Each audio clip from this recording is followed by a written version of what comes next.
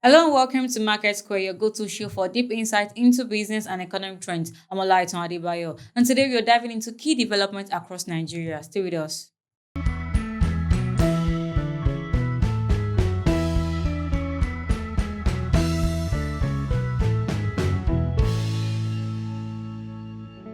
Welcome back to MarketSquare. Nigeria's economy grew faster than expected in the second quarter of 2025. The National Bureau of Statistics says GDP expanded by 4.23% in real terms, up from 3.48% in the same period last year. The figures reflect the recent rebasing of GDP using 2019 as a base year, allowing comparison to track the pace of expansion across sectors. The oil sector was the big driver. Average daily production climbed to 1.68 million barrels per day, compared with 1.41 million barrels per day in the same quarter of 2024 and 1.62 million barrels per day in the first quarter of this year. That pushed oil GDP growth to 20.46%, a sharp turnaround from just 1.87% in the previous quarter. But outside the oil, the story is mixed. The knowledge sector, which makes almost 96% of the economy, grew by 3.64%. That's better than last year, but still not strong enough to transform incomes and create the jobs Nigeria badly needs. Agriculture showed a small recovery, but its share of the economy declined. Industry recorded growth of 7.45%, more than double the 3.72% growth posted in the same period last year. But manufacturing slowed to 1.6% growth, showing continued weakness.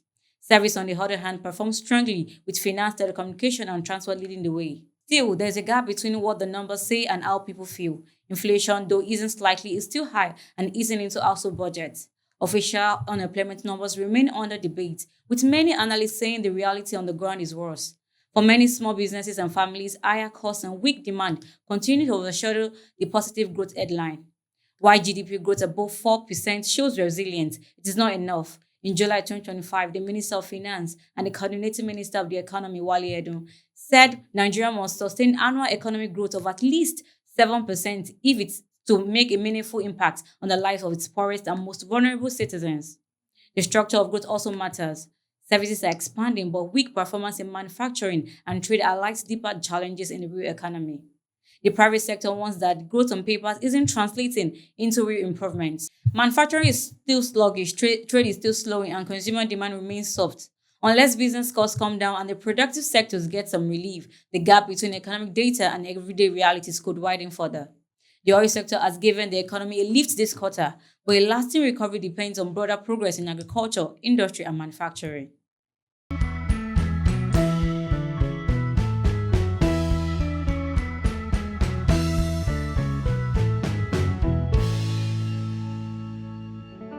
Nigeria's economy grew by 4.23% in the second quarter of 2025, according to the NBS. But small and medium enterprises remain skeptical as operators warn that rising costs of doing businesses are eliminating margins and threatening survival. Small and medium-sized enterprises, the backbone of Nigeria's economy, are facing growing strain as rising fuel prices, higher electricity tariff, volatile food costs, and looming tariff reform pile pressure on already fragile profit margins.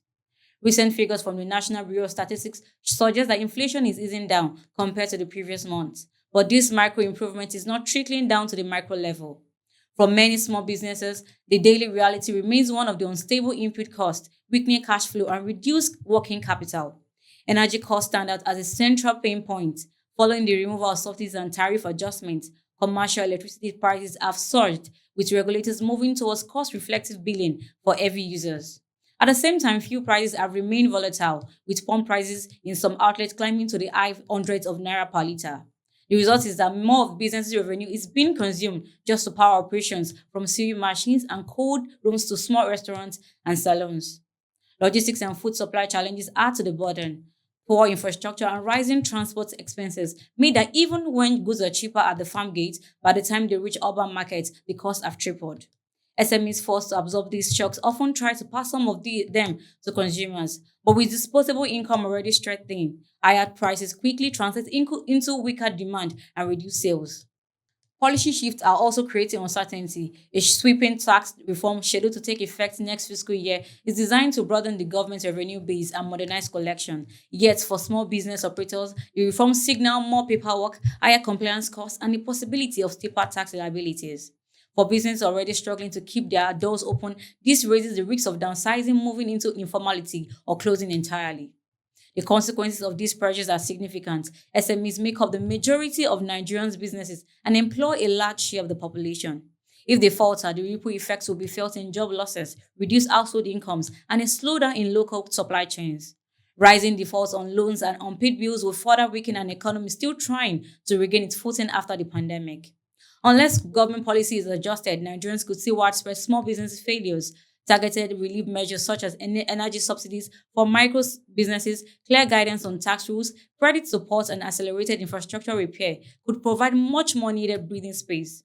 A heavy-handed approach of fiscal tightening without structural support risks worsening unemployment and poverty. But a balanced policy mix, one that protects revenue while shielding the country's most vulnerable businesses, could preserve jobs, keep enterprises afloat, and safeguard the wider economy.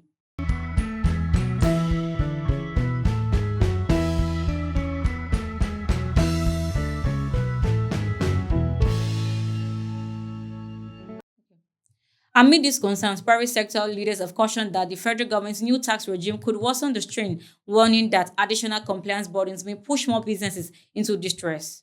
Private sector leaders are warning that Nigerians' sweeping 2026 reforms may end up burdening businesses instead of helping them. They argue that the four new tax laws, the Nigerian Tax Act, the Nigerian Tax Administration Act, the Nigerian Revenue Service Act, and the Joint Revenue Board Act, could worsen multiple taxation, raising compliance costs and discourage investment. At a Lagos forum organized by the Chamber of Commerce and Industry, business leaders said the reforms, though ambitious, risk creating more problems than they solve. One major concern is multiple taxation. Business owners fear that despite consolidation efforts, state and local governments will continue to impose overlapping levies, creating uncertainty and room for abuse.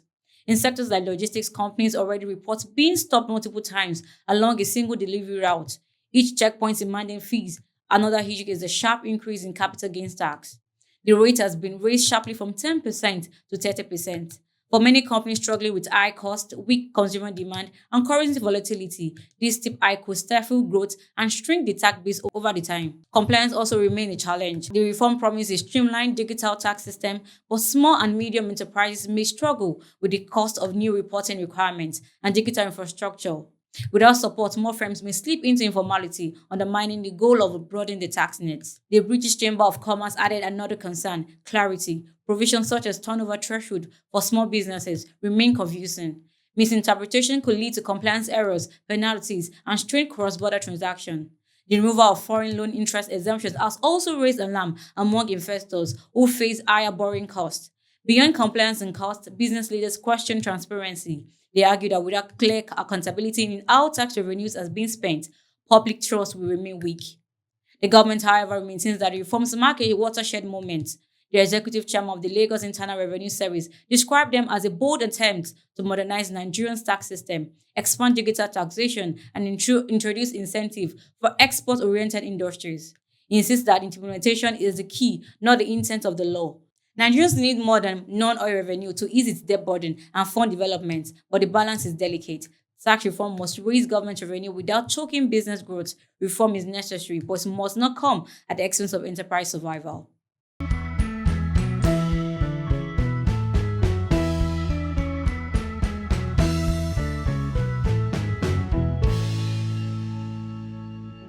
The strain on domestic industries is further evident in the textile sector, where imports surged to 566 billion naira in the first half of the year, undercutting local producers and raising questions about the effectiveness of revival programs. Nigeria's textile industry is facing a growing concern. New data from the National Bureau of Statistics show that the country imported textiles worth 565.96 billion naira in the first half of 2025, a sharp 56.6% jump compared to 361.39 billion naira in the same period last year. In the second quarter alone, imports hit 337.12 billion naira, more than 84% higher than the figure for 2024. The rise continues the pattern seen in recent years. In 2024, Nigeria brought in textiles valued at 726.18 billion naira, nearly twice the 377.47 billion naira recorded in 2023. This is happening despite government's assurance that reforms under the Cotton Textile Garment Program would reduce reliance on imports. In April, the Ministry of Industry, Trade and Investment launched an initiative to localize up to $4 billion in spending on textiles imports, boost jobs, and encourage local production. By August, officials were already visiting Kaduna, once a hub for textile factories, to signal revival efforts. Yet the numbers suggest that policy has not kept pace with reality. The Director General of the Manufacturer Association of Nigeria, Shegun Ajayi Kadir, says cheaper imports are overrunning the domestic market, leaving local firms unable to compete. He points out that Kaduna once hosted 6 factories, but today has none, as cotton producers and textile mills continue to collapse under poor competitiveness and weak demand. The Director General warned against blanket import bans, but urged the government to use tariff differentials and quotas to protect domestic players. Excessive tariffs would only fuel smuggling. Instead, he called for a balance that would support local production without destabilizing the market. There are signs of opportunity. The valuation of the naira has made imports more expensive, pushing some fashion entrepreneurs to turn to local sourcing. According to Bukola Ajani, who heads the Association of Women in Fashion Tech, more businesses now see the advantage of producing garments in Nigeria, with some foreign players already eyeing the country's cheaper labor. The textile industry was once a major employer, especially in northern Nigeria, but decades of smuggling, policy inconsistency, and poor infrastructure have eroded its base. While the government insists on revival, the import bills tells a different story. Nigerians' growing reliance on textile imports continues to strain the economy, draining foreign reserves and weakening local production capacity. But with the right support, the sector could generate millions of jobs, or without urgent intervention, the textile industry risks sliding into permanent decline.